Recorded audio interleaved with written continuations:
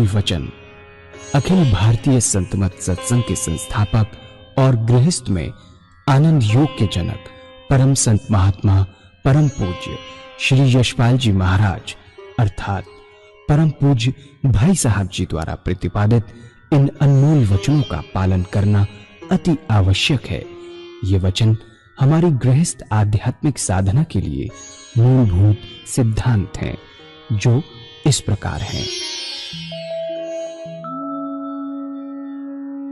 हम दुनिया की हर चीज की कीमत आंकते हैं, अपने मानव जीवन की कीमत भी जाने व परमात्मा की प्राप्ति हेतु साधना करें।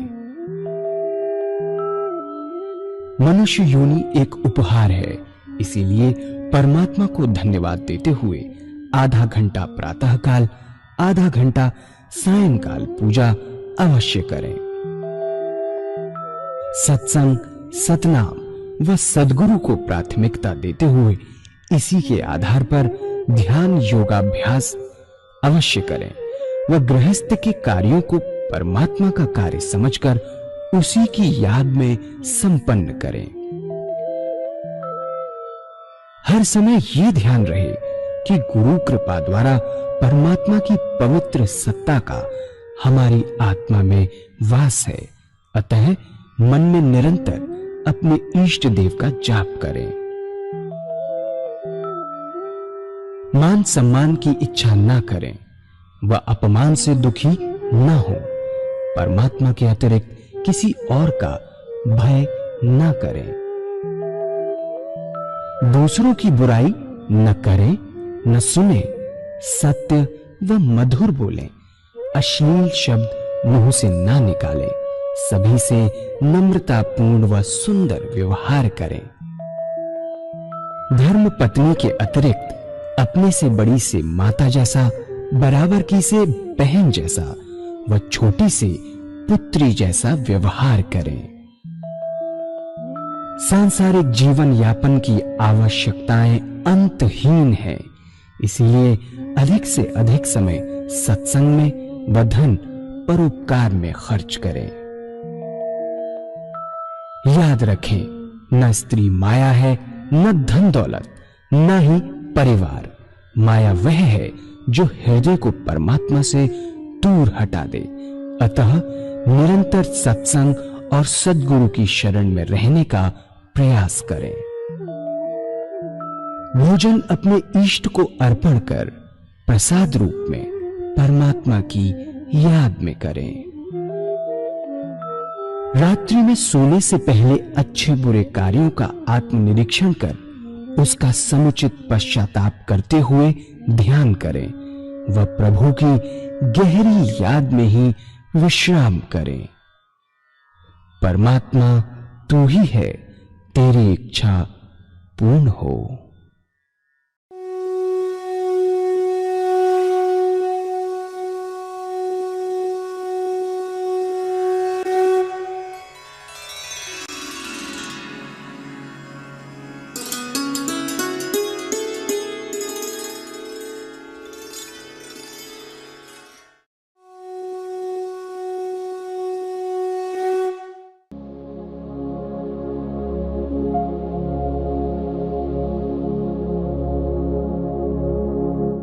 जय सद्गुरुदेव जय पद शरणम श्री यशरूप चरणों शरणम।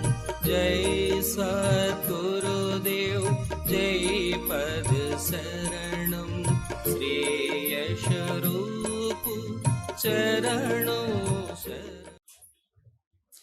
प्यार का डर, प्यार का भय, हमें ये भय बना रहता है कि हमसे ऐसा कोई काम ना हो जाए जिससे प्यार करते हैं वह नाराज हो जाए।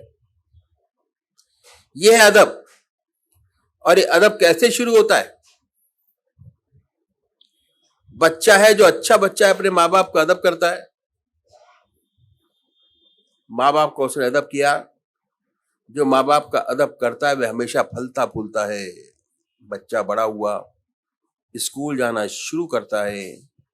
स्कूल में बच्चा अपने अध्यापक का अदब करता है। जो अपने अध्यापक का अदब करते हैं उन्हें सच्ची विद्या आती है। जब हम बड़े होते हैं और परमात्मा के रास्ते पे चलना प्रारंभ करते हैं तो अपने सदगुरु का अदब करते हैं और उसके प्रेम के डर से डरते हैं। ऐसे साधक के हृदय में निरंतर टीस बनी रहती है कि स्वप्न भी ऐसा कोई काम ना हो जाए जो उसके गुरुदेव की शिक्षा के विपरीत हो या उसके हृदय को किसी प्रकार की ठेस पहुंचे। यह अदब कहा है, बाअदब बानसीब, बेअदब बेनसीब। जो अदब निभाते हैं वे भाग्यशाली हैं। उन्हें हर प्रकार की कृपा परमात्मा से दुनिया और दीन में प्राप्त होती है। कहा है कि माता पिता के चरणों में स्वर्ग है और सदगुरु के चरणों में परमात्मा की प्राप्ति। ईश्वर का मिलन होता है। जो माता पिता की इज्जत करते हैं, अदब करते हैं, वे संसार में हमेशा सुखी रहते हैं। जो अपने सदगुरु का सच्चा अदब करते हैं उन्हें इसी जीवन में जीवन मुक्त अवस्था प्राप्त होती है। पहला गुण है अदब। अदब पहला करीना है। मोहब्बत के करीनों में, प्यार के गुणों में अधिक महत्व उन्होंने अदब को दिया है। रूहानियत का रास्ता इशारों का रास्ता है। जो इशारा नहीं समझ सकता वो कहीं बात भी समझ नहीं सकता। सच्चा साधक जो है वह हृदय से बात करता है, जबान से नहीं करता। और जब ये अदब बढ़ता है तो हमें ईश्वर की नजदीकी प्राप्त होती है और इससे परमात्मा का सच्चा अदब बनता है। उसके सबसे बढ़िया अदब यह है कि एक भी क्षण हमारा हृदय परमात्मा की याद के बगैर ना रहे। अदब है। हर समय उसकी याद आती रहे, उसकी हजूरी रहे, उसकी आगाही रहे। ऐसा परमात्मा का डर हमसे बने। यह है प्रेम का पहला गुण, जिससे हम अपने प्रेम की परख कर सकते हैं। और ये है पूजा का अंग, विनय और प्रेम। दोनों बहुत महत्वपूर्ण है। प्रेम का दूसरा गुण है लज्जा, शर्म और हया। जिससे हम प्रेम करते हैं उससे हम लजाते रहते हैं। उसकी ओर आंखें मिलाकर देख भी नहीं सकते हैं। उसकी निगाह पड़ी, हमारी निगाह नीची हो जाती है। जिससे हमें मोहब्बत है, जिससे सच्चा प्यार है, उसको हम छिप छिप कर देखते हैं और आंख मिलाकर नहीं देखते, आंख से आंख नहीं मिलाते, छिप छिप के निहारते रहते हैं। निरंतर ये भय बना रहता है कि हमसे कोई काम ऐसा ना हो जाए जिससे कि उसे ठेस पहुंचे। सच्चा साधक निरंतर इस कोशिश में लगा रहता है कि कहीं उससे ऐसा काम ना हो जाए कि अपने गुरु के सामने नहीं कर सकता था। ऐसा काम वह उसकी गैरहाजिरी में भी ना करे। ये है अदब, ये है शर्म, हया और लज्जा। इतना सुंदर गुण है। इससे हमारी जिंदगी में बड़ा सुधार होता है। जिनमें शर्म है, जिनमें लज्जा है, वे अपनी गलतियों को अपने को सुधारते हैं और ऊपर उठते चले जाते हैं। शर्म में सुधार है, लज्जा में सुधार है। और जो निर्लज हो जाता है उसमें कभी सुधार हो ही नहीं सकता। सुधार की कोई गुंजाइश नहीं। कहते बच्चा ढीठ हो गया। ढीठ के माने ये कि उसने लज्जा को छोड़ दिया, उसमें सुधार की गुंजाइश ही नहीं। लज्जा से हमारी जिंदगी पवित्र बनती है, सुंदर बनती है। मुझे एक संत का किस्सा याद आ गया जो मैं आपके सामने रखूंगा। एक मुसलमान संत थे। उनका लड़का शराब पीने लगा और उनको पता चल गया कि वह हमारा लड़का कभी कभी शराब पी लेता है। लेकिन जो संत लोग हैं कुछ नहीं कहते जब तक अवसर नहीं आता, देखते रहते हैं। एक दिन उनके पड़ोसी ने शिकायत की कि आप तो इतने ऊंचे महात्मा हैं, आपका लड़का शराब पीता है। लड़का घर में ही था। महात्मा जी ने कहा कि ऐसा हो ही नहीं सकता, मेरा लड़का और शराब, असंभव, आपको किसी ने गलत बता दिया। उन्होंने फिर कहा कि ऐसा हो ही नहीं सकता कि मेरा लड़का और शराब।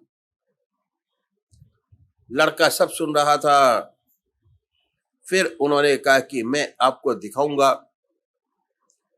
उन्होंने कहा कि हाँ हाँ जरूर दिखाइएगा। मेरा लड़का और शराब कभी हो ही नहीं सकता, पी नहीं सकता। उस लड़के पर बड़ा सुंदर असर हुआ कि मेरे पिता को मेरे ऊपर इतना विश्वास और मैं ऐसा नीच काम करूं। वाकई में उसने शराब पीना छोड़ दिया, बिल्कुल शराब पीना बिल्कुल छोड़ दिया, शराब पीना बंद कर दिया। उसके बाद 1 साल, 1.5 साल, 2 साल गुजरे, उसने शराब ही नहीं पी। एक रोज उसके दोस्तों ने पकड़कर जबरदस्ती दुकान पर शराब पीने के लिए बैठा लिया। वह मजबूरन बैठ गया, पुरानी आदत थी। थोड़ा आदत का पुनरुत्थान हुआ, बैठ गया, अब पीने लगा। जब पी रहा था तो उस संत के जो पड़ोसी थे उधर से गुजरे और देखा कि वह पी तो रहा है। वह फौरन जल्दी जल्दी कर वापस आए और इन संत के पास पहुंचे और कहा, चलिए मैं आपको दिखाता हूं। क्या आप कह रहे थे कि आपका लड़का शराब नहीं पीता, छोड़ दी? आप मेरे साथ चलिए, मैं दिखाता हूं आपको। वह छड़ी हाथ में लिए साथ चल दिए। दुकान पर पहुंचे तो देखा वाकई में पी रहा था, लेकिन एक खंबे की ओट में बैठा था और पी रहा था। जब ये पहुंचे तो देखा पी तो रहा है। बोले हाँ पी तो जरूर रहा है, लेकिन खंबे की ओट में है, इंशाअल्लाह जरूर छोड़ देगा। उस लड़के ने सुना और हमेशा के लिए तौबा की और शराब पीना छोड़ दिया। लज्जा, शर्म और हया ऐसा सुंदर गुण है, जहां है वहां सुधार होता है, जीवन पवित्र होता है। यह है गुण लज्जा की, जो सच्चे साधक को अपने गाइड से, सदगुरु से लजाते रहते हैं। उन्हें शर्म आती है और हमेशा कोशिश रहती है कि जो काम अपने गुरु के सामने नहीं कर सकते वे उनके पीछे भी ना करें। यह है लज्जा, शर्म और हया। इसके हमारे सत्संग में बहुत सारे एग्जाम्पल्स हैं, बहुत सारे। तीसरा गुण है प्रेम का, विश्वास। जिससे हम प्यार करते हैं उन पर हमें थोड़ा विश्वास तो होता ही है। हम ये आए हैं, कम से कम इतना विश्वास जरूर लेके आए हैं कि हमारा समय तो खराब नहीं होगा, भगवत चर्चा होगी, कुछ ना कुछ फायदा होगा। अगर इतना विश्वास लेकर आए हैं तो जरूर फायदा होगा। ये विश्वास हमेशा अनुभव से होता है। अंधविश्वास बहुत खराब चीज है, गड्ढे में गिराने वाला है। अंधविश्वास कभी नहीं करना चाहिए। इसके माने ये नहीं कि हम अपने को इतना संकुचित बना लें कि सच्ची बात को भी ना माने। अपनी बुद्धि को खुला रखिए, जिस बात को आत्मा माने उसे कबूल करिए, उस पर चलिए तो हमेशा लाभ होता रहेगा। धीरे धीरे हमारा विश्वास बढ़ता है। जो अभ्यास बताया गया हम अभ्यास करते हैं, धीरे धीरे हमारे अनुभव होते हैं, धीरे धीरे हमें अपनी आत्मा का ज्ञान होता है, धीरे धीरे हम परमात्मा की ओर बढ़ते हैं, धीरे धीरे हम उसकी लीला को देखते हैं। एक दिन ऐसा आता है कि हमें पूर्ण विश्वास हो जाता है और अपने को उस परमात्मा को पूरी तरह निछावर कर देते हैं, छोड़ देते हैं। ये विश्वास करना बहुत आवश्यक है। पहले तो अपने तरीके पर विश्वास होना चाहिए कि जो तरीका हमने परमात्मा की प्राप्ति का अपनाया है वह ठीक है और सच्चा है। बहुत सोच समझकर उसमें कदम रखे और धीरे धीरे जब अभ्यास होता है, हमारा विश्वास हो जाता है कि मेरा रास्ता ठीक है, मेरा हृदय निरंतर उस प्रभु की याद में डूबा रहता है। सुख में भी उसकी याद है, दुख में भी उसकी याद है। कोई ऐसा समय नहीं जब हमें उसकी याद न रहती हो। ऐसी सुंदर हालत जब बन जाती है, हमें विश्वास हो जाता है कि यदि ईश्वर चाहेगा तो अंत समय में उसकी याद नहीं छूटेगी। चिंतन और विश्वास है जो हमें पार लगाता है।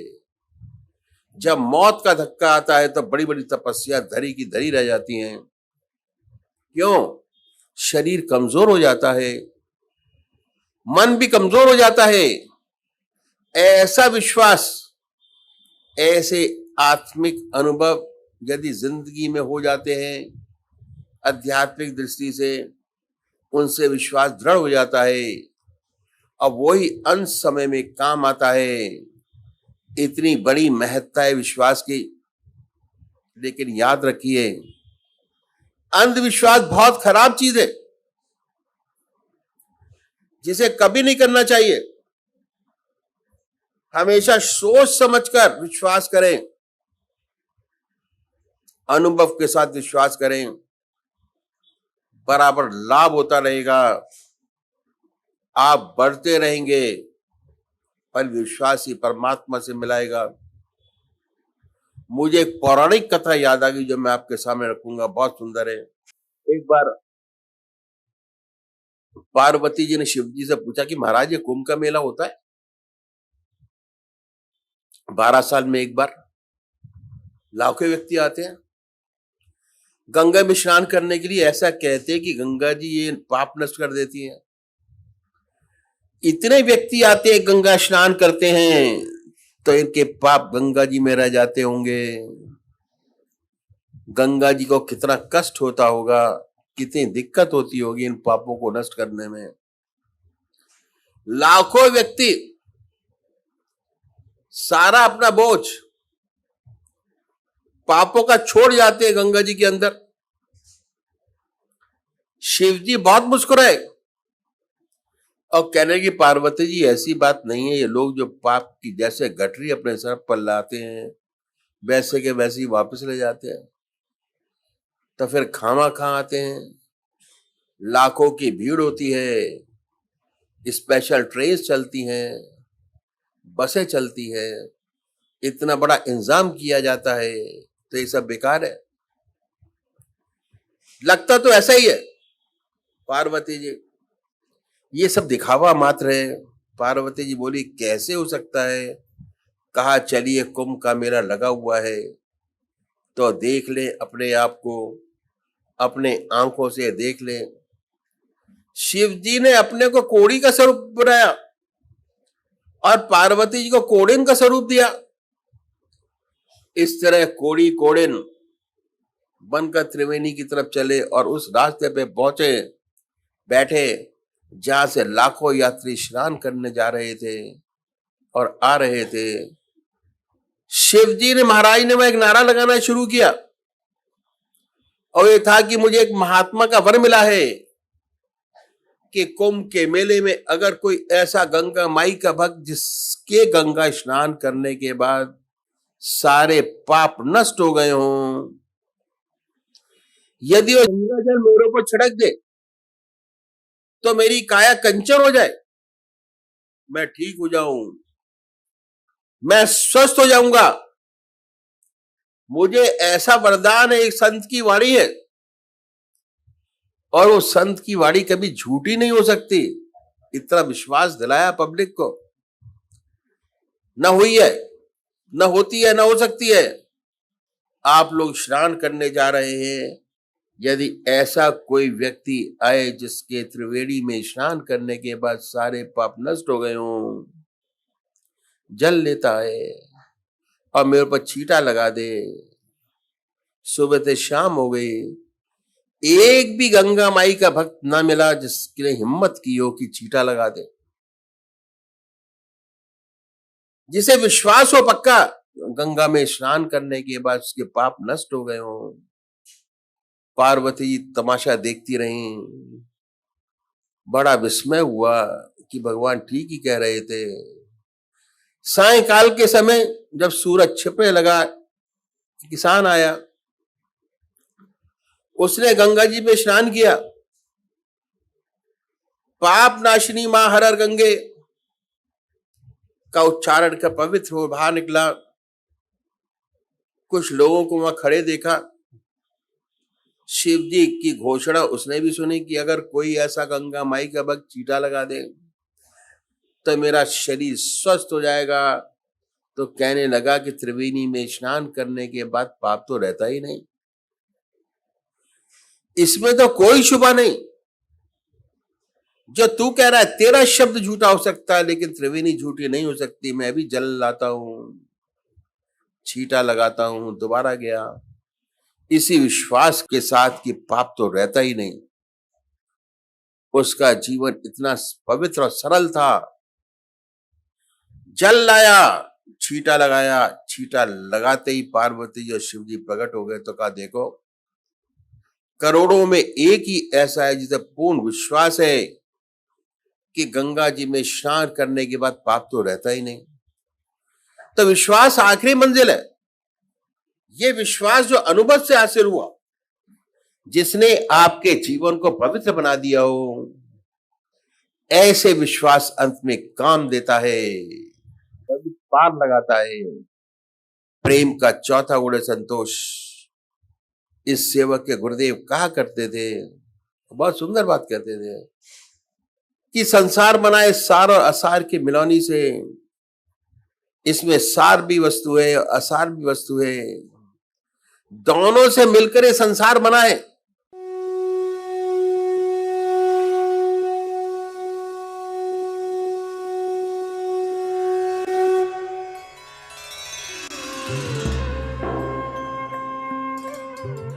ध्यान योग के कार्यक्रम आनंद योग से निशुल्क जुड़ने के लिए संपर्क करें 9810239677।